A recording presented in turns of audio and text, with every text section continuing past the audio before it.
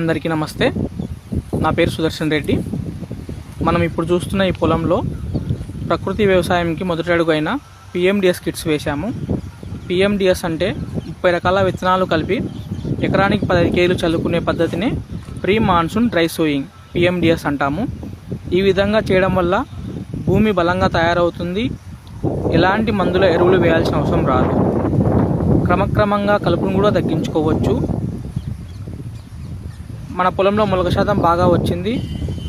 45 రోజులు పెరిగిన తర్వాత దున్నేసి వరి పంటను వేసుకోవచ్చును. ఈసారి వర్షాలు తక్కువ ఉన్నాయి కాబట్టి ఈ పిఎండిఎస్ వేసుకోవడం వల్ల నేలలో తేమ త్వరగా ఆరకుండా కూడా ఉపయోగపడుతుంది.